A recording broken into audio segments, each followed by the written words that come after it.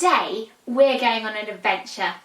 We're going to find out about some monuments in Paris. So let's go and take a look. Paris is the capital of France. It's up there in the north of France. Can you see? Where shall we start?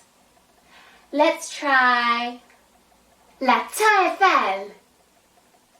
La Tour Eiffel is the Eiffel Tower. The French sometimes call it La Dame de Fer. La Dame de Fer means the woman of iron, the Iron Lady. Why do they do this? Well, it's made of a lot of iron. In fact, it weighs 10,000 tons.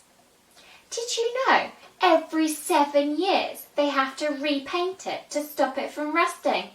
And they use about 50 tons of paint to do that. That's a lot of paint.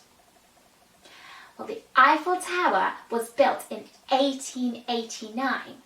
It took 2 years, 2 months and 5 days to build. That's a very long time. It was built originally as an entrance arch. Can you imagine walking through that? And did you know it was meant to be temporary? After spending all that time building it, they were going to take it down. It's a good job they didn't, so now we can go and visit it. I think it's time we went somewhere else. Where should we go? Le Louvre, of course. Le Louvre. What is the Louvre? The Louvre is the world's biggest museum. Did you know you couldn't go and see every single thing in the Louvre in just one visit because it is just too big? In fact, if you spent 30 seconds looking at every picture in the Louvre, you would be there for 100 days. Well, the Mona Lisa is one of the most famous pictures in the Louvre. It's so famous and worth such a lot of money that it's protected by bulletproof glass and it's got its own bodyguards. But did you know it's not actually that big?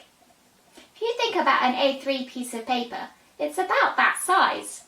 So it's not very big. The Louvre is also known for its glass pyramid. It's about 21 metres tall, and there are actually smaller ones beside it.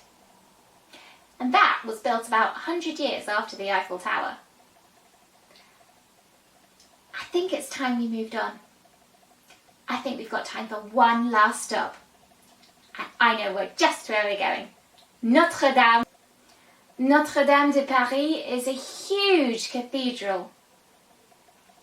It has lots of different bells, and all the bells have their own names. Some of the names are Marie, Emmanuel, Etienne, Gabriel, Anne, Geneviève, Denis, Marcel, Benoit, Joseph. Well, you get the idea. There are a lot of different bells and they all have their own names. Victor Hugo wrote a book called The Hunchback of Notre Dame, and this made Notre Dame really famous. The roof is particularly interesting. It's all made of wood. Sometimes it gets called the forest. And the reason for this is because the roof has been made out of 1,300 trees. In fact, every beam is a tree in itself. So it's no wonder it gets called the forest. Wow, Paris is absolutely amazing. What have you learned today about the different monuments?